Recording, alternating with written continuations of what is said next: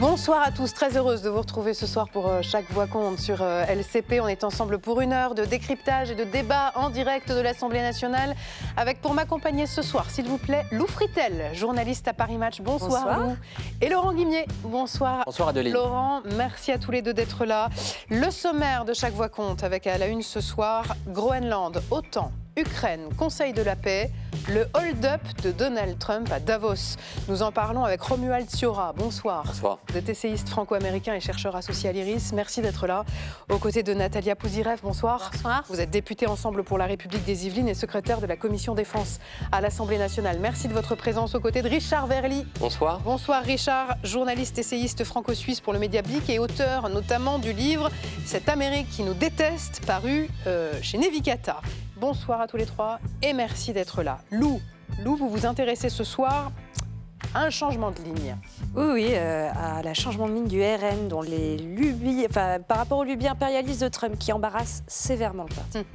Quelle histoire allez-vous nous raconter ce soir, Laurent Guimier ? L'histoire de deux chefs d'entreprise, Mathieu Pigasse et Xavier Niel, qui seraient en train de penser à l'Élysée et pas simplement en se rasant. Alors est-ce que le narratif du milliardaire président, un peu comme Trump, va chambouler la présidentielle de 2027 ? Je vous raconte tout ça ce soir.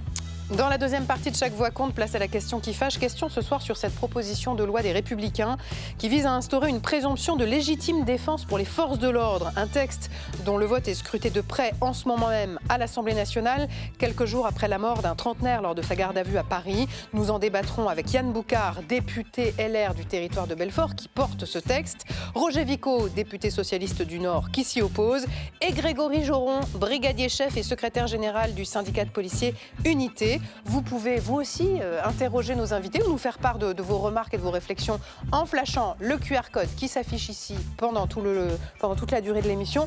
C'est Laurent Guimier qui s'occupe de vous, qui s'occupe de collecter vos remarques. Il attend vos mails. Sans oublier Bourbon Express, bien sûr, le journal de l'Assemblée nationale tout à l'heure avec Marco Pommier.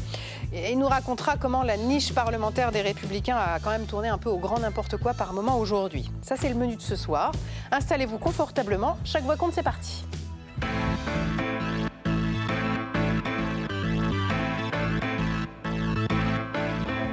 L'histoire retiendra peut-être que c'est dans un pays neutre, la Suisse, que Donald Trump a lancé ce jeudi son Conseil de la paix. Le président américain a une nouvelle fois monopolisé l'attention au Forum économique de Davos, où l'on attendait qu'il s'explique notamment sur sa volte-face d'hier soir concernant le Groenland. D'ailleurs, s'agissait-il vraiment d'une volte-face ? Le mystère plane toujours ce soir et on va en parler dans un instant avec nos trois invités. D'abord, le récapitulatif de cette journée avec Valérie Brochard.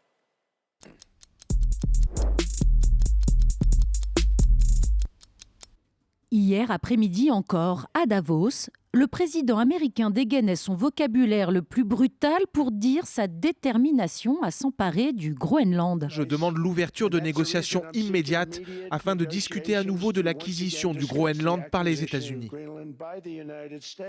Mais en fin de journée, Donald Trump s'est montré beaucoup plus conciliant, évoquant un accord trouvé sur le Groenland. C'est vraiment un bon accord pour tout le monde, vraiment bien. Les gens sont très satisfaits. C'est encore en cours, mais assez avancé. Ça nous apporte tout ce dont nous avions besoin. Quelques heures séparent ces deux déclarations. Quelques heures pendant lesquelles le président américain s'est entretenu avec le secrétaire général de l'OTAN. Sur la chaîne Fox News, Mark Rutte confirme la rencontre et précise. Il a raison de dire que nous devons collectivement protéger la région arctique. Mais bien sûr, les États-Unis poursuivent également les discussions avec le Groenland et le Danemark sur la manière de s'assurer que la Russie et la Chine n'auront pas accès à l'économie ou à l'armée du Groenland. Je pense que c'est un très bon résultat.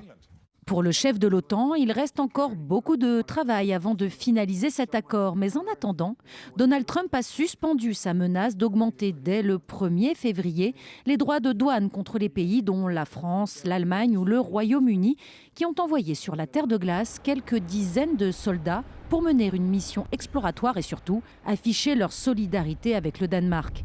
Dans un communiqué, la première ministre danoise dit vouloir continuer un dialogue constructif avec ses alliés, mais dans le respect de son intégrité territoriale. De son côté, Mark Rutte assure que le sujet de la souveraineté du Groenland n'a pas été abordé lors de ses discussions avec le président américain, mais le doute plane. pas vraiment rassurant pour les Groenlandais. Bien sûr, les gens s'inquiètent de ce qui va se passer, parce qu'ils ne savent pas ce qui va se passer, parce qu'il a sans cesse des opinions. Il dit toujours quelque chose de nouveau. La guerre commerciale est en pause. L'hypothèse d'une attaque militaire sur la terre de glace est écartée. Mais Donald Trump semble plus déterminé que jamais. Il annonçait cet après-midi négocier un accès total au Groenland. Pardonnez-moi tous les trois, mais on a quand même besoin d'un sérieux éclaircissement ce soir. D'abord, est-ce qu'il est juste de parler, comme on le fait depuis hier, d'un spectaculaire revirement de la part de Donald Trump sur le Groenland, Romuald Thura ? Écoutez, clairement, oui, il y a une forme de recul. Et pour une fois, on doit se féliciter que l'Union européenne ait su parler d'une voix forte et que Emmanuel Macron ait pris la tête, si je puis dire, de cette gronde. Donald Trump a été attaqué là où cela blesse, c'est-à-dire au portefeuille des Américains. Ce n'est pas les quelques soldats que nous avons envoyés symboliquement qui lui ont fait peur. C'était plutôt pour lui risible, même si symboliquement, on a eu raison de faire ça. Enfin, je dis je suis franco-américain, mais vous voyez, une fois encore, je me mets du côté... Vous êtes devenu français, voilà. Une fois dit cela, Donald Trump a donc pris un petit peu peur, je dis bien un petit peu peur, d'une guerre tarifaire qui pourrait, si elle devenait virulente, donc toucher le pouvoir d'achat avec une inflation qui aurait monté en flèche des Américains et donc payer cela dans les urnes à quelques mois d'élections qui s'annoncent déjà très très très difficiles.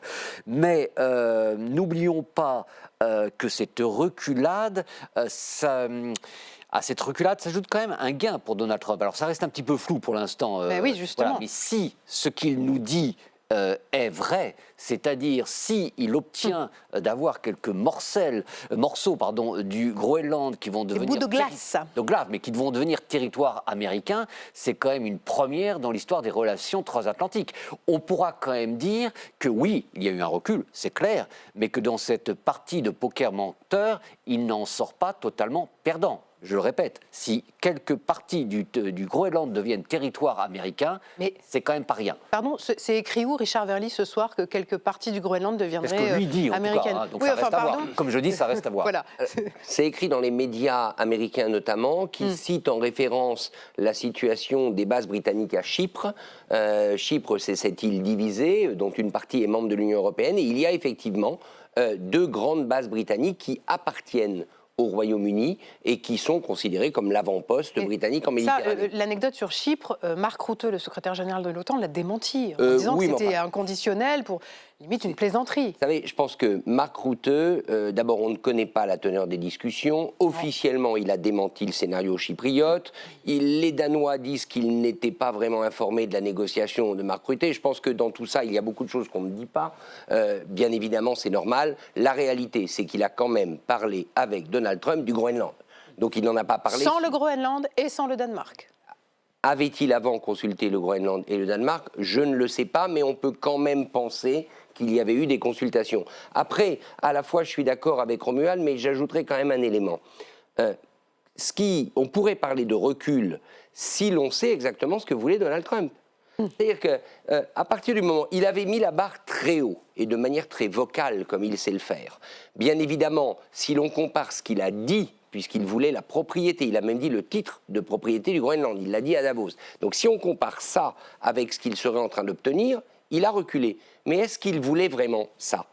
Est-ce que son objectif, c'était pas de mettre la barre très haut pour obtenir en fait ce qu'il va obtenir dans l'accord en question ? Donc je crois qu'attendons de voir ce document et de toute façon, il est tout à fait possible, Donald Trump est quand même un négociateur à la massue, il y est allé à la massue, mais in fine, s'il réussit 2 choses, avoir un semi-titre de propriété sur le Groenland ou titre de propriété au pluriel et avoir le contrôle complet sur l'avenir de ce territoire, c'est-à-dire que rien ne pourrait être fait sans l'assentiment des États-Unis en termes de sécurité, d'installation militaire ou autre, on pourra dire qu'il a quand même bien obtenu, il sort plutôt vainqueur de cette négociation. En l'état, en tout cas, le Danemark et le Groenland ont répété toute la journée qu'ils n'avaient été associés à aucune négociation hier à Davos, que ce soit avec les États-Unis ou avec l'OTAN. Quelle valeur peut avoir un accord entre Donald Trump et Mark Rutte ? Alors, tout d'abord, les Européens ont véritablement réaffirmé notre attachement à la souveraineté et l'intégrité des nations et le respect du droit. Et je pense que c'est aussi une raison pour laquelle il a fait machine arrière. Ensuite, les discussions avec Mark Rutte. Mark Rutte est parti du principe que c'est à l'Alliance, à l'OTAN, de s'assurer de la sécurité dans la zone qu'on appelle le High North. Donc l'Arctique et qui englobe pas seulement le Groenland et qu'il fallait arrêter de se focaliser sur le Groenland. C'est le message principal de Mark Rutte et il a dû lui proposer une solution. Est-ce que finalement c'est pas un coup de maître de la part de Mark Rutte qui, on le dit, il appelle Donald Trump daddy, ils s'entendent bien, mais est-ce que Mark Rutte finalement c'est pas celui aujourd'hui qui sait le mieux parler à Trump? Moi, je pense qu'il est assez complaisant avec lui, parfois trop, et que, en fait, il a essayé de sortir de l'impasse, parce que là, c'était véritablement l'OTAN qui était dans l'impasse.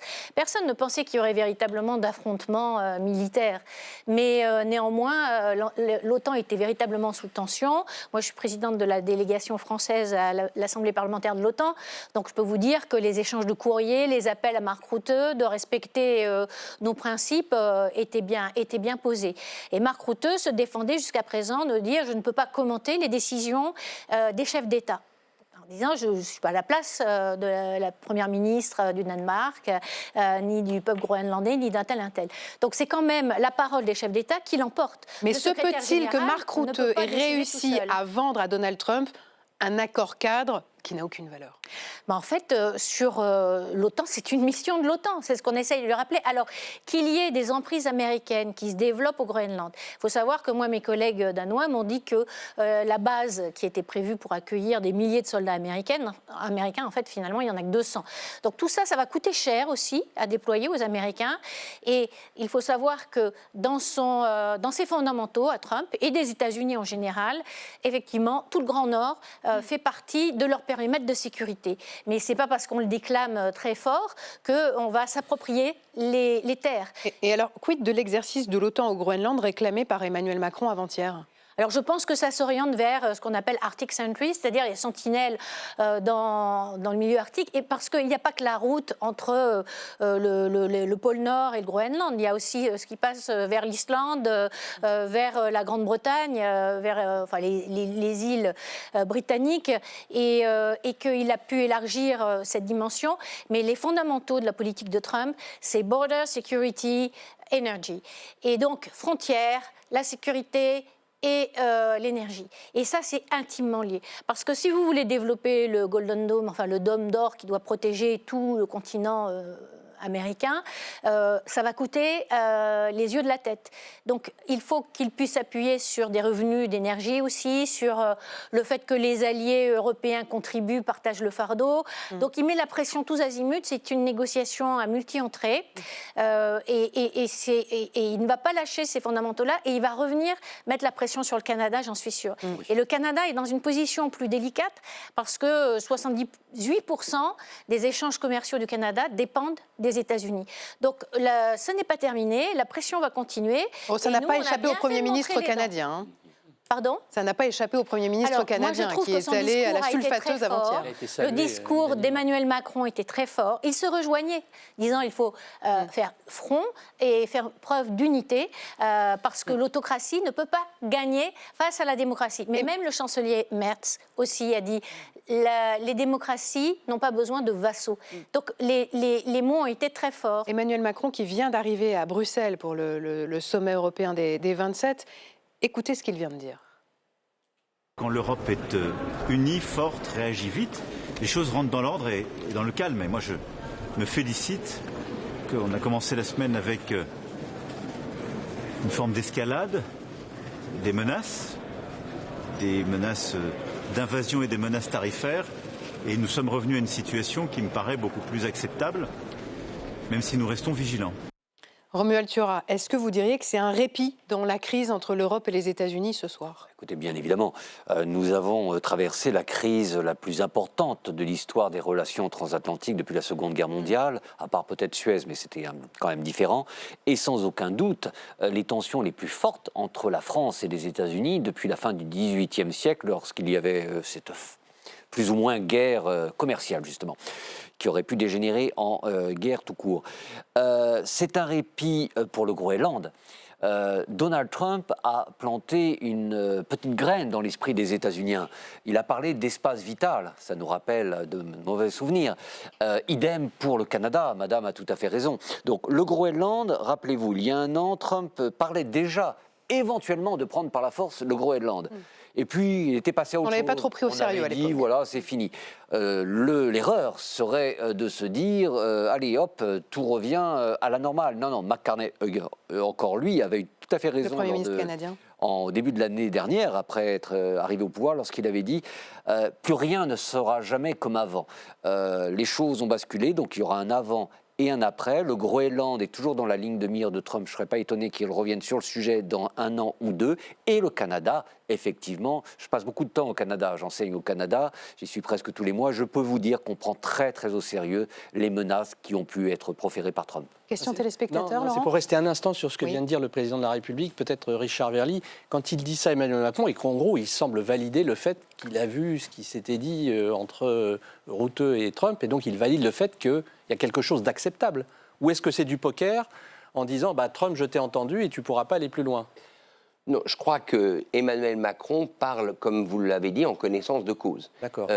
Il me paraît, mais encore une fois, je n'ai pas l'information, et l'information n'est pas disponible, il me paraîtrait quand même ahurissant que les discussions entre le secrétaire général de l'OTAN et le président des États-Unis aient eu lieu sans que les principaux dirigeants de l'Union européenne soient au moins informés d'un cadre. D'ailleurs, Trump a bien parlé d'un cadre, framework. Donc je crois qu'Emmanuel Macron, il sait vers quoi on s'achemine, il le juge effectivement acceptable, il peut se prévaloir d'abord du très bon discours qu'il a fait à Davos, qui a eu beaucoup d'écho, extrêmement suivi, et il peut se prévaloir aussi d'une idée qu'on m'a expliquée, que j'avoue que je n'avais pas saisie au début, c'est qu'en proposant ce déploiement de l'OTAN, puisque lui, il l'a proposé, ce déploiement de l'OTAN au Groenland, il a démontré qu'il n'y avait pas de menace européenne et que donc les tarifs que Donald Trump proposait de mettre étaient une agression. Ce n'était pas une riposte, c'était une agression. Et de ce fait, comme vous le savez en ce moment, la Cour suprême doit se prononcer sur les tarifs de M. Trump en général, ça mettait Trump en position très difficile. Donc il y avait, de la part d'Emmanuel Macron, semble-t-il, un subtil jeu diplomatico-économique qui, en la matière, a fonctionné. Est-ce que ce répit dans les relations transatlantiques va peut-être permettre aux Américains et aux Européens de se concentrer sur la guerre en Ukraine ? C'est ça bien le problème. Nous avons tous, ceux qui soutiennent l'Ukraine, ont tous ce doute. La confiance n'est plus entière avec les Américains. Les Américains n'approvisionnent plus l'Ukraine. Ils gardent leur système en place et les bases américaines et surtout les facilitateurs stratégiques à disposition, bien sûr, de l'OTAN. Mais la confiance n'est pas là et je pense que... on pressent qu'ils se détournent de l'Ukraine, ce n'est plus leur priorité. On a vu, il y a eu le Venezuela, le Groenland, l'Iran... Oui, alors à la fois, c'est compliqué à comprendre parce que hier, Donald Trump à Davos dit que finalement, cette guerre en Ukraine, c'est le problème des Européens. Et puis là, ce matin, il annonce que cette guerre, elle est sur le point de se terminer. Je ne sais pas si on peut entendre Donald Trump ce matin à Davos. And of course, we're working to end the... Et bien sûr, nous travaillons pour en finir avec l'horrible massacre en cours en Ukraine. Si j'avais été président à ce moment-là, cette guerre n'aurait jamais débuté. On en parlait avec Vladimir Poutine, qui disait que c'était la prunelle de ses yeux, et je lui disais, Vladimir, tu ne peux pas le faire. You can't do that, Vladimir. You can't do that, Vladimir. Pour moi, c'est voilà, il a insisté sur des négociations diplomatiques. Il n'a pas parlé de renforcer l'armée ukrainienne ou il n'a pas parlé des garanties de sécurité qui pourraient être apportées par la coalition. Il y a quelques minutes, on a appris qu'un accord sur justement les garanties de sécurité américaines en Ukraine avait été signé entre Donald Trump et Volodymyr Zelensky. Les deux hommes se sont rencontrés cet après-midi à Davos. Je ne sais pas si vous avez pu suivre la conférence de presse qu'a donnée le président ukrainien. Je voudrais qu'on en regarde un court extrait d'abord. Au lieu de devenir une vraie puissance mondiale, l'Europe reste un kaléidoscope lourd mais fragmenté de petites et moyennes puissances. Au lieu de prendre la tête de la défense de la liberté dans le monde, en particulier lorsque l'attention des États-Unis se porte ailleurs, L'Europe a l'air perdue lorsqu'elle essaye de convaincre le président américain de changer, mais il ne changera pas. C'est pour ça que l'action de la France et le leadership d'Emmanuel Macron, il est toujours là en Europe parce qu'il sert d'aiguillon. On a des partenaires européens qui effectivement sont tétanisés. Et moi je pense que les garanties de sécurité, les Américains ils peuvent encore changer d'avis. Je pense qu'on n'a pas véritablement d'assurance complète, même si c'est un grand succès d'avoir cette coalition des volontaires qui prépare l'après. Mais aujourd'hui, qui nous dit que Poutine veut le cessez-le-feu et que les discussions diplomatiques vont permettre d'aboutir. Alors justement, qu'est-ce qu'ils vont faire à Moscou ce soir, là, Steve Witkoff, l'émissaire de Donald Trump, et Jared Kushner, son gendre de confiance? Ils doivent arriver à Moscou dans les prochaines heures. Écoutez, comment ils vont parler à Vladimir Poutine? Je crois qu'un deal a été passé entre Zelensky et Trump. Enfin, Zelensky lui-même a dit que nous étions proches de la fin de la guerre en Ukraine.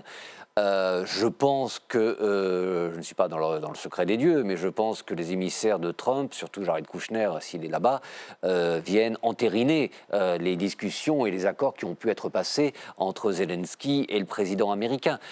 Trump a fait de la paix en Ukraine sa promesse de campagne majeure. Ça n'aura pas été réglé en 24 heures, mais n'oublions pas, pour lui, il a toujours en ligne de mire son électorat, sa base MAGA. Mais pardon, les Américains, ils en ont quelque chose à faire de l'Ukraine? Oui, au contraire de ce que l'on peut penser, rien à faire du Groenland, pas grand-chose à faire de Gaza avant qu'il y ait quelques images montrant le désastre. Ils ne sont pas sur la même ligne que Donald Trump qui dit attendez, il y a un bel océan qui nous sépare, c'est loin. Non, je parle de la base MAGA. Les Américains en général, pas vraiment. Mais les MAGA, oui, pour la simple et bonne raison que Trump en a fait sa promesse de campagne majeure. Et ces gens-là veulent croire au président. Les choses vont mal aux États-Unis, la situation est très difficile au quotidien et regardez comme sa base lui demeure fidèle, loyal.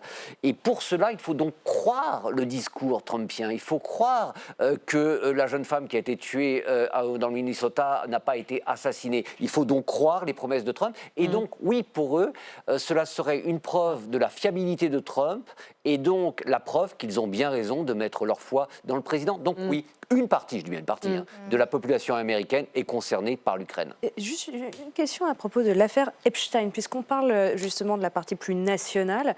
Est-ce que Trump essaie pas aussi de multiplier les sujets pour éviter de se confronter à les écrans de fumée? Évidemment, bien évidemment. Bien sûr. Et le procès de Maduro qui va débuter, je crois, le 17 mars à New York, c'est le feuilleton en or. On a fait. Alors Maduro est un despote, un président autocrate. Personne ici ne dira le contraire. Mais ce n'est pas non plus Adolf Hitler. Mais aujourd'hui, quand vous regardez la télé américaine, vous avez vraiment l'impression que c'est le pire monstre que l'histoire ait jamais connu. Donc le procès qui débute le 17 mars, qui va être un procès à rallonge, bien évidemment, c'est le nouveau feuilleton américain. Et tout ça a pour objectif, avec d'autres dossiers, de faire oublier les dossiers justement Epstein. Moi, je crois qu'il y a quand même un intérêt stratégique qui peut être partagé par certains Américains de bien sécuriser justement tout l'hémisphère occidental. Ça, c'est vrai. Mais en même temps, Trump, lui, il court après son prix Nobel et il peut changer de direction en fonction de son électorat ou de la pression que sont capables de lui renvoyer les Européens. Donc, il s'adapte. Il adapte sa stratégie de négociation et il reste sur ses lubies. Au moment où Volodymyr Zelensky s'exprimait en conférence de presse à Davos, Emmanuel Macron a posté un message sur X. Et je voulais vous interroger sur ce navire russe arraisonné en Méditerranée. Et Emmanuel Macron l'a donc annoncé cet après-midi dans ce message posté au moment où Volodymyr Zelensky parlait précisément du pétrole russe. Nous ne laisserons rien passer. La Marine nationale a arraisonné ce matin un navire pétrolier en provenance de Russie suspecté d'arborer un faux pavillon. Les activités de la flotte fantôme contribuent au financement de la guerre d'agression contre l'Ukraine. Richard Verly, d'abord, c'est une coïncidence que ce poste arrive en même temps que le discours de Volodymyr Zelensky sur le même sujet. Et que sait-on ce soir de ce pétrolier russe ? Alors, on n'en sait pas beaucoup plus, si ce n'est que c'est une opération, on va dire, de police maritime, puisqu'il s'agit de contrôler son pavillon.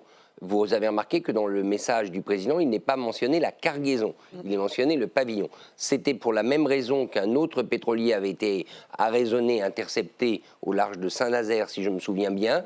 Le commandant et le second avaient été interpellés et finalement, le bateau avait pu repartir.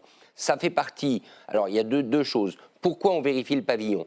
Pour savoir s'il s'agirait en réalité d'un pétrolier sous sanction européenne. C'est-à-dire qu'il aurait changé son identité alors que ce navire est sous sanction. Ça, c'est le point juridique. La deuxième chose, c'est que ça participe évidemment de cette étreinte qu'on veut montrer à Vladimir Poutine sur sa flotte fantôme. Les Américains ont aussi arraisonné les navires, alors eux, de manière plus spectaculaire. C'est pas très étonnant. D'où l'expression « nous ne laisserons rien passer ». Je ne sais pas si on peut revoir la carte du parcours supposé de ce navire, qui est donc parti de Mourmansk, qui a descendu la côte atlantique, et qui, semble-t-il, est passé par le détroit de Gibraltar. Alors nous ne laisserons rien passer, mais il y a un moment où on l'a laissé passer quand même. Oui, parce que précisément, ce sont des navires qui, en gros, qui servent à convoyer le pétrole russe et à l'emmener souvent d'ailleurs en Inde où il est raffiné, le pétrole russe, mais ils partent avec une identité, ils reviennent avec une autre identité pour contourner les sanctions. Alors, est-ce que ce navire sera relâché s'il s'avère que le changement de pavillon était légal, ou est-ce qu'il ne sera pas? Mais de toute manière, le signal est clair. Le signal qui est envoyé à la Russie, c'est on surveille votre flotte fantôme. Un signal à la Russie et aussi aux États-Unis. Nous nous occupons de notre espace et notre espace maritime, et nous faisons preuve de détermination. Nous ne sommes pas les bras ballants à attendre que les États-Unis décident tout pour nous. Donc c'est du signalement aux deux parties, je dirais, États-Unis. Et puis, difficile de parler de Trump et de Davos aujourd'hui sans parler de ce Conseil de la paix, ce Board of Peace, dont Donald Trump a donc signé la charte fondatrice ce matin à Davos. Je voulais d'abord, Romuald Thiora, avoir votre sentiment sur cette image. On est donc au Forum économique mondial de Davos, dans une des salles de conférence du forum, avec ce décor. Quelle image! Ce fond bleu, ce logo Board of Peace. Je rappelle, on est au Forum économique de Davos. Normalement, ce n'est pas de ça dont on vient parler. Et Donald Trump est acclamé. Quelle image! Quelle image! D'abord, la traduction française n'est pas tout à fait juste. Il faudrait mieux dire le conseil d'administration de la paix, parce que board, c'est pour les sociétés et c'est pas council en anglais. Donc c'est plutôt le conseil d'administration. Écoutez, tout cela est navrant. On en a déjà parlé, je crois, sur ce plateau. L'objectif de cette administration pour l'international, c'est mettre à bas ce qui demeure du système multilatéral instauré en 1945, nous ramener dans un ordre où règne le bilatéralisme, la loi du plus fort, et où on fait fi des organisations telles que l'ONU, de la justice internationale, etc. L'ONU elle-même, aujourd'hui, est devenue une naine sur la scène politique internationale. Le système multilatéral est plus que moribond, il faut voir les choses telles qu'elles sont, et rien ne pourra le relancer ni ressusciter l'ONU. Trump en a conscience. Et ce qu'il a créé, alors maintenant, est-ce que ça va durer? Avec Trump, ça peut être oublié dans quelques mois. Mais l'objectif n'est pas de créer une nouvelle organisation multilatérale. L'objectif est de créer un outil pour faire une OPA sur ce nouvel ordre mondial qu'ils ont instauré. Il était sur scène avec une vingtaine de dirigeants étrangers, de grands démocrates, comme on a pu les voir. Trône pour lui, au milieu, il siégeait, puisqu'il est président à vie, avec droit de choisir son successeur, il trônait avec ses autocrates. Quelle image triste, pitoyable pour ceux qui ont cru en l'ONU et en le système multilatéral, de voir à quoi aujourd'hui... Je ne sais pas si on peut zoomer sur le logo de ce Board of Peace, ce Conseil d'administration de la paix. Le logo, donc je ne sais pas si on va le voir, normalement on va le voir, le voici. Alors vous vous dites, tiens, c'est marrant, ça ressemble à quelque chose. Bah oui, c'est le logo des Nations Unies, mais recentré sur l'hémisphère, sur les États-Unis. Sur les États-Unis. Et en doré, bien sûr. Bien sûr, en doré, oui. Ça vous désole, Natalia Pouzyret? Oui, parce qu'on échappe à... Alors même si l'ONU n'était plus tout à fait opérationnelle, nous sommes d'accord, mais on échappe... Enfin, là, on s'éloigne vraiment du multilatéralisme. C'est de la vassalité, de la colonisation, recolonisation. Mais il y a quand même 20 dirigeants qui ont été prêts à payer $1 milliard. Oui, nous, on a mieux à faire, je pense, pour les Français, pour notre économie avec ce milliard-là. Mais si on regarde parmi les membres du Conseil de sécurité de l'ONU, c'est là où quand même les puissances comptent et sont assises, eh bien, ni la France, ni la Grande-Bretagne, ni la Chine et ni la Russie, on ne sait pas encore. Ils sont en train d'étudier le dossier. Ouais. Bon, voilà. Alors, Vladimir Poutine a fait une vidéo hier soir pour dire que oui, il était prêt à y aller à ce Board of Peace. Oui, peut-être. Et puis pour flatter... l'ego de Trump. Mais voilà, c'est comme Trump qui veut imposer un nouvel ordre mondial, mais sous sa coupe. Et on n'est pas dans un monde de relations internationales. Si je peux juste ajouter un mot, pardon, et je vous donne tout à fait raison. Je n'avais pas vu ce logo, mais c'est effrayant combien cash ils sont. Je ne sais pas si on peut les revoir, les logos. Un logo du plagiat, pour une nouvelle, soi-disant, institution multilatérale. Et on ne voit que les États-Unis. Oui. Une dernière petite chose, n'oublions pas que Trump est obsédé de laisser une place dans l'histoire des États-Unis. Et il veut s'inscrire dans la lignée de Wilson, Woodrow Wilson, qui a créé la Société des Nations après la Première Guerre mondiale, Roosevelt, Franklin, l'ONU après la Seconde Guerre mondiale, et lui arrive avec enfin l'organisation qui va sauver le monde. On a l'impression qu'il prépare quand même son héritage et qu'il est pris par l'OTAN aussi. Le paramètre temps, si vous voulez, Poutine, Xi Jinping, ils ont vraiment le temps devant eux. Alors que Trump, son temps est un peu compté. Ce que je voulais dire, ça me fait penser à la succession potentielle. Alors je ne sais pas ce que feront les démocrates, ce que donneront les midterms, mais il y a J.D. Vance aussi et soutenu par toute la tech aussi qui est derrière. Il y a quand même peut-être un empire de la tech qui s'annonce et supranational. Mais juste pour dire que J.D. Vance est nommé, je crois, comme négociateur dans le cas du Groenland. Donc pour moi, c'est déjà un signe que ça ne va pas bien se passer. Et puis en France, le comportement de Donald Trump ces derniers jours plonge certains dans un certain embarras. Ce sont les offs de loup tout de suite.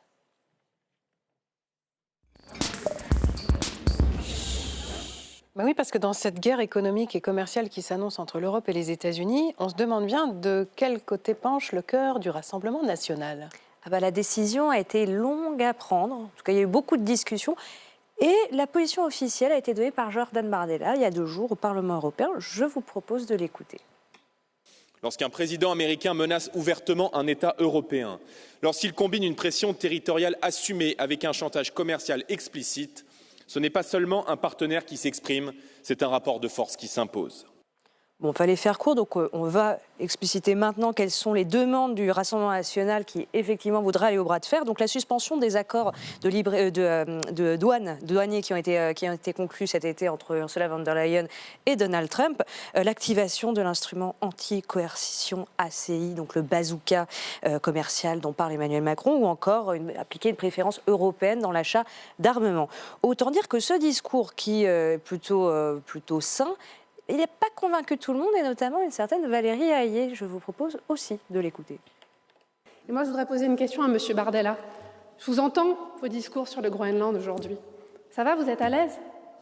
Vous êtes à l'aise à tenir ce discours aujourd'hui, alors que vous avez été, avec votre groupe, l'un des premiers supporters de Donald Trump ? Alors que vous avez dit, je cite, que son élection était un vent de liberté sur nos démocraties. Alors, ça peut être un peu simplifié, et d'ailleurs, on va aller un peu plus dans le fond, mais effectivement, Valérie Hayé, elle a raison par certains aspects. Lesquels ?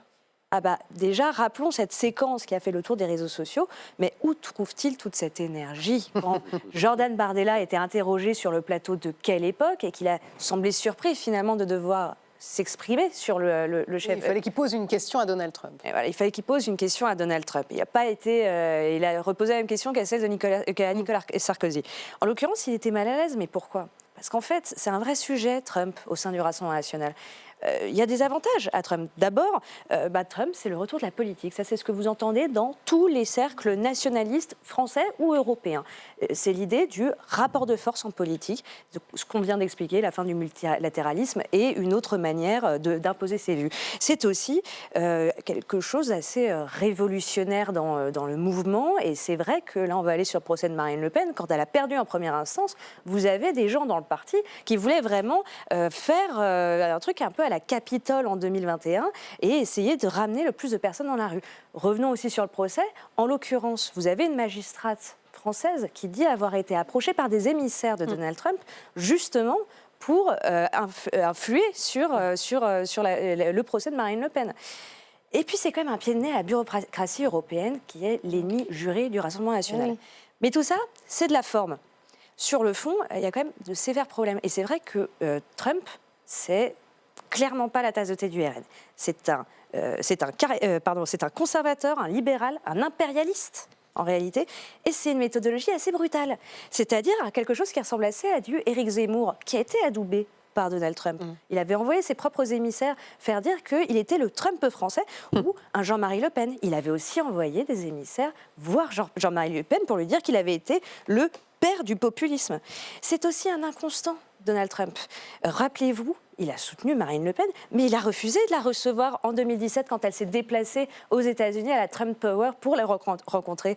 Et puis c'est quelqu'un d'imprévisible. Vous avez ses proches qui font des saluts nazis, Steve Bannon qui va arriver sur l'écran, qui avait poussé Jordan Bardella à quitter une convention conservatrice où il devait s'exprimer. Vous avez enfin le Capitole. Le Capitole en 2021, ça a été reproché à Marine Le Pen, vu qu'elle s'était en apparence alliée avec Trump.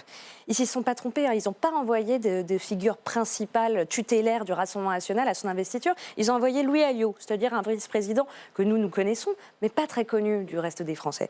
En réalité, le RN est face à un dilemme. Donald Trump, il symbolise une position dans laquelle ce parti se trouve. C'est un parti nationaliste, anti-UE, anti-américain. Donc la seule stratégie qu'il peut avoir avec Trump, c'est surtout le pas bouger.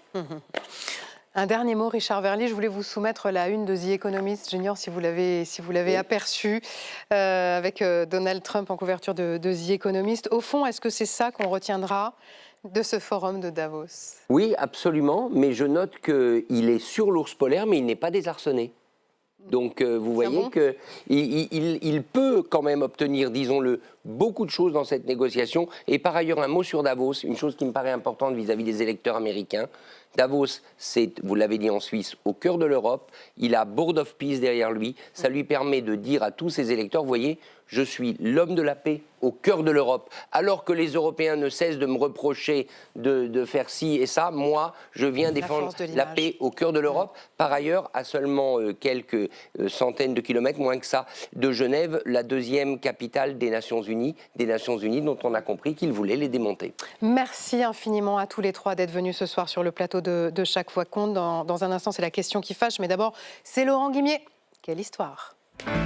Ça veut dire qu'il est trop tôt aujourd'hui pour dire dans quelle place, à quelle place. Oh, on a divulgaché nous-mêmes. Quelle histoire avec Laurent Guimier. Laurent, ce soir, vous vouliez nous parler d'une idée qui aurait fait rire tout le monde il y a encore quelques années. Oui, il y a encore 10 ans, un homme d'affaires à l'Élysée, ça passait un peu pour un gag. Aujourd'hui, ça commence peut-être à être quelque chose de sérieux. En moins d'une semaine, il y a 2 signaux très clairs qui sont apparus dans l'actualité. D'abord, sur France Inter la semaine dernière, le banquier d'affaires Mathieu Pigasse, et propriétaire de médias, ne dit pas non à cette hypothèse. Regardez-le. Ça veut dire qu'il est trop tôt aujourd'hui pour dire dans quelle place, à quelle place ou dans quel rôle peser. Mais en effet, je pense qu'il faut peser. Donc non, mais attendez, Mathieu Pigasse, c'est important. Donc vous n'excluez pas d'être candidat à l'élection présidentielle? Moi, par principe, je n'exclus jamais rien, si vous voulez, pour être très clair. Bon voilà, il ne dit pas non. Deuxième signal, c'est ce petit écho sorti par nos confrères du Point il y a 2 jours. Alors très étonnant, hein. Je vous raconte ce qu'il y a dans cet article. Ça se passe avant Noël lors d'une remise de décoration à l'Élysée. C'est le cocktail après la cérémonie. Et puis là, il y a une ado de 13 ans qui s'approche d'Emmanuel Macron et qui lui dit « Tu en penses quoi si papa se présentait à la présidentielle ?» Bah, tu diras à ton père que le job n'est pas si facile, répond Emmanuel Macron, mais est-ce qu'il en a vraiment envie? Il en parle tous les jours. C'est qui cette gamine? Qui est ce papa qui veut devenir président tous les jours? Bien, figurez-vous que c'est Xavier Niel, le fondateur de Free. Vous voyez, Xavier Niel qui était là et qui a donc envoyé sa fille taquiner le président actuel de la République. Bon, il va falloir leur dire qu'en politique, les gros patrons, ça passe pas vraiment encore dans l'opinion. Non, c'est vrai. Ça, c'est vrai. Jusqu'à présent, au fond, il y avait 3 tabous majeurs qui bloquaient tout. 1, le complexe de l'argent. 2, les casseroles, toute proportion gardée. Et puis, le style et le ton du chef d'entreprise qui sont quand même très différents de ceux de la femme ou de l'homme politique classique. Eh bien, je prétends ce soir que ces 3 tabous, ces 3 verrous sont peut-être en train de sauter, purement et simplement. Tout ça parce qu'un homme est entré par effraction dans notre paysage politique national. Et pardonnez-moi, on vient déjà de beaucoup en parler, c'est Donald Trump. Non mais il faut arrêter de le mettre à toutes les sauces, même dans la politique française. Hein, ça commence à bien faire. Oui, mais je crois que Trump est à la fois à l'origine et la preuve vivante que nos codes politiques sont en train de changer à très très grande vitesse, en partie grâce à lui, à ce qui se passe aux États-Unis. Verrou numéro 1, l'argent. Avant, la fortune disqualifiée purement et simplement en politique. Aujourd'hui, on l'entend, l'argent commence à déclencher au moins lui, il sait compter, il est près de ses sous. 2, les casseroles. la proximité de Pigasse avec Hugo de Chavez ou les soucis judiciaires passés de Xavier Niel, on va le dire, c'est plutôt de la gnognotte par rapport à ce que Trump a traversé. Et puis il y a ce troisième verrou, le style décomplexé. Hein. Alors j'allais dire, Niel et Pigasse ne portent pas de cravate, mais 2 des 3 invités n'en portent pas non plus. Hein, donc voilà. Mais Niel surtout... c'est le roi de la provoque, vous le savez. Regardez par exemple cette vidéo du président de Free qu'il avait publiée juste avant la présidentielle de 2022. Regardez. Alors c'est vrai, je suis sans doute pas un président normal. J'ai plus de 50 ans et je ne porte pas de Rolex, je ne bois pas de Corona, je n'ai pas de fille cachée et je ne vous trouverai pas un travail juste en traversant la rue. Mais quand je fais une promesse, moi je la tiens. Mon ambition est d'être l'opérateur de tous les Français et de vous aider à communiquer sans vous niquer. Oui, vous l'avez entendu. Bon, c'est très drôle, c'est très bien fait. C'est pas un deepfake, c'est pas une fausse vidéo générée par l'intelligence artificielle. C'est le vrai Xavier Niel qui avait enregistré ça. Mais ça prouve en rien que les Français éliraient subitement un milliardaire l'année prochaine. Hein. Vous avez raison, Adeline, mais ces 3 verrous qui sautent, effectivement, ça n'ouvre pas grand les portes de l'Élysée. Mais ce que je dis depuis tout à l'heure, c'est que ce narratif écrasant de Trump, dans ses outrances évidemment, mais dans ce qu'il imprime chaque jour sur nos écrans, je crois que ça fait entrer ces personnages dans le champ politique des possibles beaucoup plus facilement qu'on ne l'imaginait avant. Et alors, quelle marche il leur reste à franchir aux entrepreneurs pour devenir président ? Le plus dur. Ce qu'il y a de plus dur, c'est raconter une histoire vraiment originale quand on se lance dans une campagne présidentielle. Celui qui l'avait compris le premier, c'est l'homme d'affaires Bernard Tapie, le premier patron à avoir fait de la politique à ce niveau.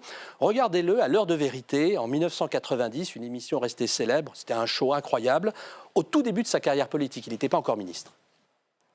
Moi j'ai montré que j'étais des merdes, que je pouvais faire de chômeurs, je pouvais en faire des jeunes qui avaient un boulot. J'ai montré, et je vais montrer qu'on peut réduire Le Pen à moins de 10%. Vous allez voir. Mais je n'ai pas montré que j'étais capable de connaître les mécanismes de l'État. Je n'ai pas montré que j'étais capable d'être un bon ministre. Je n'ai pas montré tout ça. Si un jour je le montre, j'ai le temps, j'ai 47 ans. Finalement, j'ai encore 20 ans devant moi. Voilà. Alors, Le Pen sous 10%, hein, on voit, c'est l'histoire que Tapie avait trouvée pour justifier son entrée en politique, même s'il s'est fait expulser assez vite de la vie politique.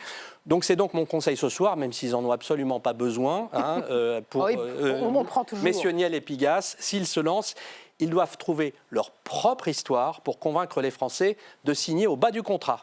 Merci beaucoup, Laurent Guimier. On passe à la question qui fâche.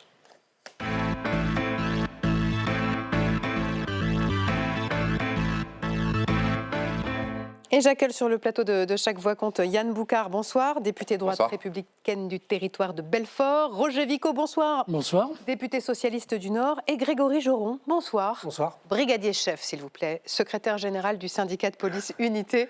Merci d'être là ce soir. Ça fait partie des textes que les députés ont examinés cet après-midi dans le cadre de la niche parlementaire des Républicains. L'examen est encore en cours au moment où l'on parle. Instaurer une présomption de légitime défense pour les policiers et les gendarmes qui font usage de la force dans l'exercice de leurs fonctions. C'est Stéphanie Despierres qui pose ce soir la question qui fâche. Dans la nuit du 14 au 15 janvier, à Paris, 2 policiers interpellent un jeune Mauritanien. El Hassen Diarra, 35 ans, est ensuite emmené au commissariat. Il mourra quelques heures plus tard dans les locaux, après un malaise cardiaque. Cette vidéo, filmée par un voisin, sont les seules images de l'arrestation. Les caméras piétons des policiers ne fonctionnaient pas. Le ministre de l'Intérieur a reconnu les coups, mais pas le lien avec le décès. Une enquête judiciaire est toujours en cours. Cette affaire relance le débat sur les violences policières et la responsabilité des forces de l'ordre. Hasard du calendrier, la droite républicaine veut, elle, reconnaître une présomption de légitime défense pour les forces de l'ordre dans l'exercice de leurs fonctions. Les policiers qui utilisent leurs armes seraient donc présumés l'avoir fait de manière légitime, sauf preuve du contraire. Et quand aujourd'hui un policier et un gendarme, quand il est amené à intervenir, se pose d'abord la question de se dire « est-ce que je vais être traduit en justice parce que j'essaie juste de protéger les Français ?» on a perdu quelque chose. Le débat sur la légitime défense des policiers ressurgit régulièrement. En 2017, dans les derniers mois du quinquennat de François Hollande, la loi a précisé les règles d'usage des armes de service. avec des conséquences très négatives, selon le chercheur Sébastien Rocher, auditionné il y a quelques jours à l'Assemblée nationale. Ce qui a vraiment fait la différence, c'est la loi de février 2017 qui a autorisé, qui a étendu de facto la légitime défense au fait de tirer sur des personnes qui ne présentaient plus une menace immédiate, mais qui pourraient en présenter dans le futur. En fait, cette loi, elle a multiplié par 6 le nombre de tirs mortels, si on compare les 5 années qui précèdent aux 5 années qui suivent la loi. Alors la question qui fâche ce soir, la voici. Légitime défense ou impunité des policiers? Yann Boucard, pourquoi ce texte et pourquoi maintenant? Pourquoi ? Parce qu'on a un contexte en termes de sécurité qui est devenu abominable. Vous avez plus de 14 000 agents des forces de l'ordre l'année dernière, des policiers, des gendarmes, qui ont été agressés dans l'exercice de leurs fonctions. Et nous, on considère qu'il faut faire confiance à nos policiers, à nos gendarmes. Et je vais tout de suite tordre le cou à ce qui a été dit dans ce reportage. On ne dit pas qu'il y a une impunité. On dit évidemment que les policiers, les gendarmes qui feraient un mauvais usage de leur arme doivent être poursuivis, doivent être condamnés.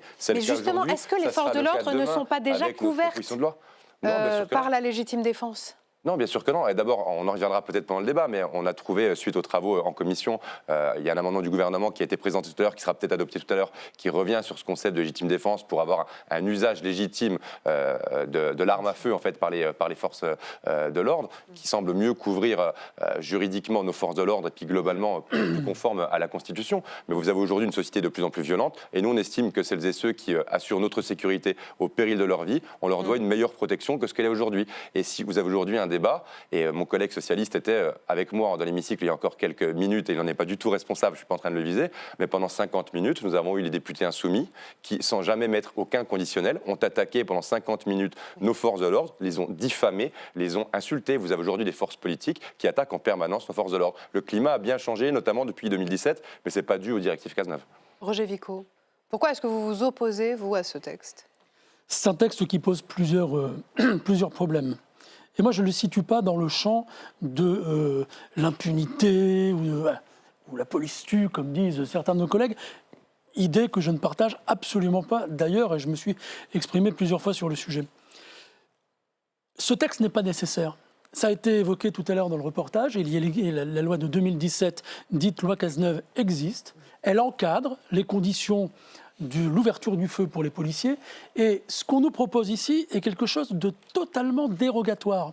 C'est-à-dire que sous prétexte et au-delà de toutes les circonstances, qualité en tant que force de l'ordre, ce qu'on nous propose, c'est que ces personnes qui assurent notre sécurité, avec difficulté, et personne ne le nie, ces personnes qui assurent notre sécurité, dans les cas les plus graves, c'est-à-dire dans les cas d'ouverture du feu, eh bien la loi dira, ils étaient avant toute chose, avant jugement, avant enquête, nous considérons qu'ils étaient en état de légitime défense. La loi existe pour les protéger et dans les cas de jugement, ça ne veut pas dire qu'il n'y aura pas de jugement. Ce que vous dites, c'est que c'est un renversement de la charge de la preuve devant la justice. Mais c'est exactement C'est-à-dire qu'aujourd'hui, le policier qui est jugé doit prouver qu'il était en état de légitime défense. Avec ce texte, ce serait donc à la victime de prouver qu'elle aurait été absolument, par les policiers. On inverse la charge de la preuve et on considère que le policier qui a été obligé de tirer, ce qui est toujours quelque chose de terrible, on inverse la charge de la preuve et il est considéré a priori comme ayant été en état de légitime défense. Et là, c'est un renversement. Mais je reprends l'argument d'Yann Boucard qui dit qu'il faut protéger ceux qui nous protègent. Je ne pense pas que ça protégera les policiers. Je pense au contraire que ça va donner derrière ça une fragilité juridique. Je tenais justement à ce qu'il y ait ce soir un policier avec nous pour pouvoir répondre à cette réflexion. Que disent les policiers ? Vous avez besoin de ce texte ? Je n'ai pas la prétention de représenter tous les policiers. Moi, je vais donner en tout cas la position de notre organisation et qui n'est pas une posture, qui réfléchit depuis des années et que je vais développer rapidement. Déjà, je pense on brouille clairement le sujet quand on parle que de légitime défense. La réalité, c'est que le texte de la légitime défense s'applique autant à vous, qu'à moi et qu'à n'importe quel citoyen. Donc, depuis 2017, on a un cadre d'usage d'armes qui a la même force normative qu'un article que du Code pénal, puisque c'est le Code de sécurité intérieure, qui est l'article L435-1. En fait, en réalité, quand cet article a été posé, de facto, il emportait déjà une présomption de légitimité, puisqu'il vient s'accoler à l'article 122.4, qui est la permission de la loi. Je l'ai sous les yeux. Voilà. Je précise ce dont vous parlez. Cet article prévoit que les policiers et les gendarmes peuvent faire usage de leurs armes dans l'exercice de leurs fonctions en cas de nécessité absolue, de manière proportionnée et après 2 sommations. Oui, alors il y a 5 cas, alors ça va être long à développer, mais il y a 5 cas qui rentrent dans cet article 2017. Qu'est-ce qui s'est passé depuis cet article 2017 ? Alors, on a fait des chiffres de Sébastien Rocher qui ne sont pas complètement exacts et qui sont complètement décalés aujourd'hui. Oui, il dit qu'après la loi de 2017, les tirs mortels ont été multipliés par 6. Mais depuis 2022, les tirs sont exactement au même nombre qu'avant 2017. Donc en fait, l'effet qu'il dénonce n'est pas pérenne. Et aujourd'hui, on est revenu que c'est quelque chose qui est exactement on est dans le même identique. étiage qu'avant la loi. Nous, ce qu'on constate très clairement, c'est qu'en fait, alors on est défavorable à une présomption de légitime défense. Par contre, on est favorable à une présomption de légitimité d'usage des armes. Je pense qu'il faut... Ça ne revient pas un peu au même ? Non, pas tout à fait, parce qu'en fait, la légitime défense, ce n'est pas quelque chose qui répond complètement à l'action policière. Depuis tout à l'heure, j'entends légitime défense, sauf que l'article 435-1 ne correspond pas, dans l'entièreté des points qui sont développés, à un état de légitime défense, notamment sur le périple meurtrier. Ce qui est intéressant de dire, c'est que nous, on constate une chose, c'est que les policiers sont a priori suspects aujourd'hui quand ils usent de leurs armes. Alors qu'en fait, avec la permission de la loi et l'article 435-1, ils devraient être a priori considérés comme étant présumés légitimes, non pas innocents, mais avoir agi dans le cadre légitime de la loi. Et en fait, on a quand même, nous, un vrai problème là-dessus. Je vous donne un exemple très précis. En 2024, il y a eu 16 tirs policiers. Les 16 ont été reconnus comme étant respectueux du cadre d'usage. Pour autant, je peux vous assurer que la majorité des policiers qui ont tiré se sont retrouvés en garde à vue. Donc nous, on veut juste un rééquilibrage des choses. Mais il arrive parfois qu'on soit en garde à vue et qu'ensuite on soit relaxé, reconnu innocent sans aucune charge. Ça arrive à tout le monde. On a un cadre d'usage des armes et une permission de la loi. Quand un policier use de la force pour interpeller quelqu'un, il n'est pas présumé, il est présumé, parce qu'il y a cet article-là qui le prévoit, avoir agi dans un cadre normal. On est des agents d'État. On ne se pose pas de la question quand un procureur décide d'une garde à vue s'il fait une rétention arbitraire. On estime qu'il a agi dans le cadre de la loi. Quand on use de l'arme, on doit avoir les mêmes réflexes. C'est ça qu'on demande. On ne demande pas une impunité, on ne demande pas une carte blanche, on demande juste à ce qu'on soit respecté comme agent d'État dans l'exercice de nos fonctions. Et malheureusement, cet article de 2017 aurait dû l'emporter naturellement. Je pense qu'aujourd'hui, il faut juste le préciser. Question téléspectateur, Laurent ? Oui, il y a une question précise et technique de Olivier. Je cite, « Les policiers doivent être protégés, mais ne doivent pas l'être si la caméra qu'ils portent sur eux ne fonctionne pas. C'est la seule solution équitable. » Qu'est-ce qui peut expliquer que la caméra piéton ne fonctionne pas ? On la débranche ? Du mauvais matériel qui ne dure pas longtemps. Alors merci. Les premiers équipements avaient une autonomie extrêmement médiocre, en tout cas qui ne couvrait pas l'ensemble d'une vacation. Donc une intervention au bout de 7 heures de vacation, c'était déjà plié, ça fait 3 heures que vous n'aviez plus de batterie. Aujourd'hui, on fait 12 heures de vacation en général sur la voie publique. On a des nouveaux matériels. Normalement, ils fonctionnent. Je pense malheureusement peut-être pas 12 heures. Et en plus, il faut vous rendre compte qu'il faut avoir le réflexe de l'allumer, puisque ce n'est pas automatique, alors qu'on est souvent... Ça prend, le réflexe. Ça se prend, le réflexe. Ouais. Enfin, quand vous êtes face à des gens sur des plateaux télévisés.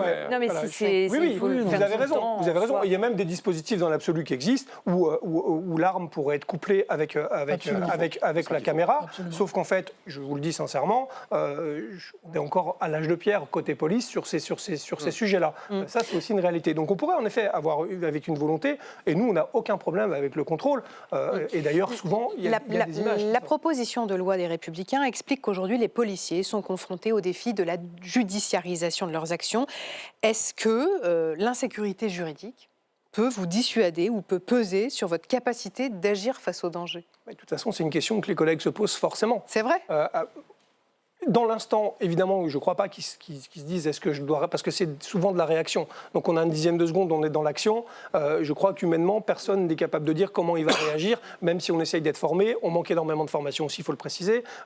Et donc on réagit en un dixième de seconde. Et donc on doit prendre la décision dans ce laps de temps-là, soit pour sauver la vie de quelqu'un, soit pour sauver sa propre intégrité physique. À ce moment précis, aucun policier ne se dit « je risque d'avoir des ennuis avec la justice ». Non, mais c'est un risque qui tourne en dehors de ce moment-là. Yann Bouquin, ce que j'entends dans les propos de Grégory Joron, c'est que votre texte passe peut-être à côté. Ce que vous n'avez pas entendu dans mon propos liminaire, c'est que j'ai mené des auditions. On a eu une réunion la semaine dernière en commission des lois et que suite à ça, on a travaillé en direct avec le cabinet du ministre, avec les organisations syndicales, avec la direction générale de la police, de la gendarmerie, avec l'inspection générale de la police et de la gendarmerie pour aboutir à l'amendement qui a été présenté tout à l'heure par monsieur le ministre et qui, du coup, crée cette présomption d'usage légitime de l'arme qui, effectivement, semble mieux convenir. D'abord, est plus sûre juridiquement pour toutes les raisons qu'a évoquées notamment Roger Vico, mais aussi qui couvre mieux nos forces de l'ordre. Parce que c'est vrai que la légitime défense, grosso modo, pour les forces de l'ordre, ça couvrait surtout les agents de la BAC qui opèrent sans l'uniforme de la République. Et sinon, c'est vrai que ça loupait sa cible. Donc le but, c'est aussi ça, le travail parlementaire. Et c'est formidable de l'expliquer sur la chaîne parlementaire, c'est qu'on a eu un travail d'audition, on a eu un travail en commission pour aboutir, je l'espère, à un texte ce soir qui soit le plus juste parfait, en tout cas qui corresponde le mieux, notamment aux besoins des forces de l'ordre, mais aussi à la volonté du législateur. Roger Vico. Il y a un point très intéressant qui a été évoqué, ce sont les caméras piétons. Moi, j'avais déposé une proposition de loi il y a un peu moins d'un an maintenant pour réécrire le 435-1, enfin pour le préciser, peu importe, mais surtout, dans cette PPL, dans cette proposition de loi, j'avais ajouté la nécessité d'équiper la totalité des forces de l'ordre en permanence de caméras piétons. Parce que la caméra piéton, elle a deux rôles. D'abord, elle a trois fonctions, trois avantages.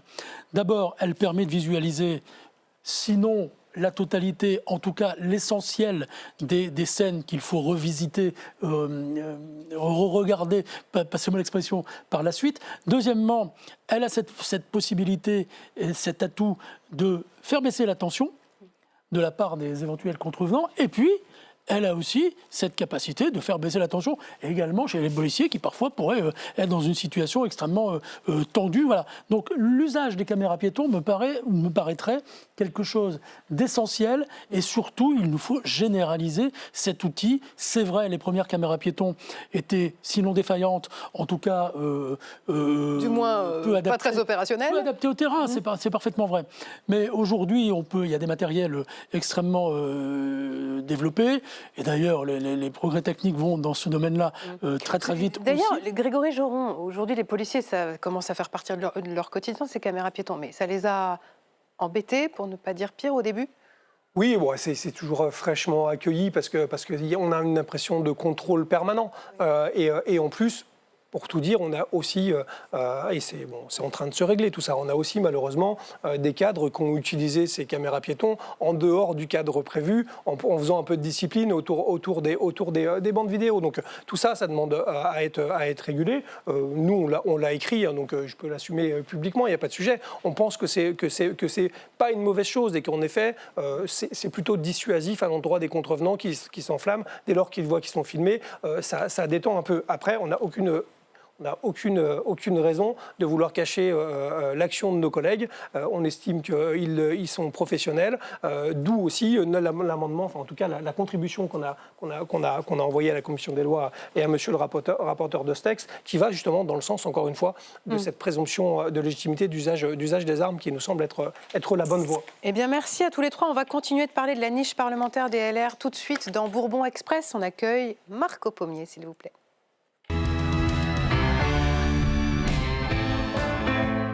Oui, parce que, bonsoir Marco, cette niche de la droite républicaine a commencé ce matin, elle se termine ce soir à minuit, hein. Après c'est comme Cendrillon. Hein. Exactement. On repart en citrouille.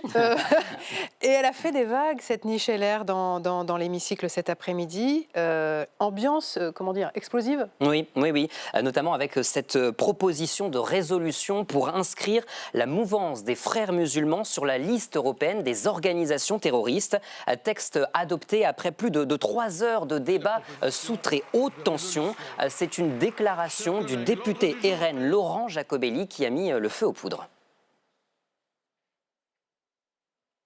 On va l'entendre. Les frères musulmans veulent lapider les homosexuels. Eh bien, si vous voulez lapider les homosexuels, votez les filles. Propos immédiatement contestés par l'insoumise Mathilde Panot, qui a interpellé au passage Sébastien Chenu, le président de séance. Monsieur le Président, je vais le dire très clairement, soit vous êtes capable de faire respecter des débats normaux dans cet hémicycle, oh là là, soit... Oh là là, cette remise en cause, Madame la Présidente de ma présidence n'est pas la bienvenue. Ceux qui viennent d'être tenus Chenu Madame la puisse présidente continuer. Panot, voilà, c'est moi qui parle. Madame la présidente Panot, vos propos sont assez inadmissibles. Je ne vous permets pas de remettre en cause ma présidence. Et à partir de là, les débats sont devenus ingérables, Adeline. Interruption de séance, rappel au règlement en cascade. La gauche a dénoncé des propos insultants, graves et infamants. Étant moi-même député, étant homosexuel, je ne peux un seul instant tolérer que vous insinuiez que mon engagement aille à l'encontre de l'égalité humaine. Honte à vous, excusez-vous. Et plusieurs députés de gauche ont demandé la saisine immédiate du bureau de l'Assemblée pour décider d'éventuelles sanctions contre Laurent Jacobelli. Réponse du président de séance Sébastien Chenu, le bureau de l'Assemblée se réunira le 18 février prochain. C'est dans longtemps le 18 C'est dans février, longtemps, oui. mais entre-temps le calme est revenu, rassurez-moi. Ah ben non, pas du tout. Non. La confrontation entre LFI et RN s'est poursuivie, chacun accusant l'autre de stratégie électorale communautaire. L'insoumis Antoine Léaumont, interrompu par Sébastien Chenu, est même descendu dans l'hémicycle. Regardez, il était furieux. Écoutez cette séquence. Monsieur Léaumont, ne créez pas d'incident. Monsieur Léaumont... Alors, Monsieur Léaumont, je vous fais un rappel à l'ordre. Vous n'avez pas à me menacer. Vous n'avez pas à me menacer physiquement. Qu'est-ce que vous venez de dire là? Je saisis le bureau pour vos menaces physiques de venir descendre avec vous. Ça suffit, ce que vous venez de dire là. Qu'est-ce qu'il a dit en fait? Sébastien Chenu dit avoir entendu descendez, on va discuter face à face. Ah oui. Voilà. Alors, un rappel à l'ordre, vous l'avez entendu, a été prononcé. Là encore, le bureau de l'Assemblée du 18 février devra se prononcer sur d'éventuelles sanctions. On a un député LR en plateau, on va lui poser la question. Yann Boucard, vous êtes fait voler votre niche? Très clairement, on a une procédure d'abord d'obstruction de la France Insoumise depuis ce matin à 9h. On a des incidents en séance, des incidents qui sont déplorables et qui donnent une image déplorable de l'Assemblée nationale, tant les propos de M. Jacobelli que le comportement derrière de M. Léaumont. Et c'est vrai que vous savez qu'une niche parlementaire, c'est une fois par an et malheureusement, on ne peut pas avancer sur les textes. Après, qu'on soit pour ou contre, les gens se positionnent. Par exemple, le groupe socialiste est contre tous nos textes, je crois. Ils ne font pas d'obstruction à notre niche depuis ce Que matin. la gauche soit contre la droite, excusez-moi, on ne va pas faire un breaking news pour ça. Non, mais on peut faire des pour ou contre sans vouloir bloquer. Oui. La France Insoumise, sur nos positions là sur les forces de l'ordre, ils ont déposé 19 amendements en 1 minute. C'est pas vraiment la volonté de débattre, ils font tous un mot. Donc là, vous allez devoir renoncer à certains textes puisque ça s'arrête à minuit. Exactement. Après, c'est le jeu, c'est toujours comme ça. C'est le jeu des niches. Non, c'est pas toujours comme ça. Non, c'est pas toujours comme ça. Nous, on bordélise pas les niches des autres, par exemple. Non. Il y a beaucoup de groupes politiques qui renoncent ça. parfois à leurs propositions de loi dans les niches parlementaires, quand même, parce que ça n'avance pas assez vite. Oui, mais la bordélisation des niches des autres groupes, excusez-moi, c'est souvent quand même le fait de la France Insoumise. Excusez-moi de le dire. La bordélisation des niches. En tout cas, il va y avoir du travail pour le bureau de l'Assemblée. C'est un concept. La droite défend aussi un autre texte, cette fois sur le travail. Le 1er mai, on en avait parlé la semaine passée dans Chaque Voix compte. Tout à fait, un objectif, permettre aux fleuristes, aux boulangers notamment, d'ouvrir en ce jour historiquement férié et obligatoirement chômé. Alors il existe des exceptions, mais surtout un flou juridique. La preuve, en 2025, 22 boulangeries ont été verbalisées pour avoir ouvert le 1er mai. Les Républicains veulent clarifier la loi et ça, ça ne plaît pas du tout à la CGT. Rassemblement ce matin aux abords de l'Assemblée autour de Sophie Binet. Vous allez la voir, la numéro 1 du syndicat, une centaine de militants. Le 1er mai, c'est le plus symbolique pour les gens. Tous les gens, même les plus jeunes, savent ce que veut dire le 1er mai. Vous remettez en question le 1er mai, vous remettez tous les jours fériés. Et on le disait, les Républicains ont jusqu'à minuit pour faire adopter leur texte. Après ça, leur niche parlementaire s'arrête. Une journée, pas plus. Et puis, on voulait revenir ce soir sur le Malouine-Gate. Vous avez entendu parler du Malouine-Gate ? Oui, on en parlait hier, on vous le révélait hier soir dans Bourbon Express sur LCP. Cet incident diplomatique évité de justesse à l'Assemblée nationale grâce à un post-it. Oui, avec ce post-it collé sur une carte hier en commission des affaires étrangères à la demande de l'ambassadeur d'Argentine en France que vous voyez. Sur la carte, pile dans son dos, les îles Malouines, représentées comme un territoire britannique, et c'est le cas selon le droit international, sauf que l'archipel est revendiqué par l'Argentine. L'ambassadeur ne voulait pas s'exprimer devant cette carte, alors cette carte elle a été masquée avec ce post-it. Et ce matin, on est allé salle des 4 colonnes interroger les députés qui ont suivi cette scène de très près.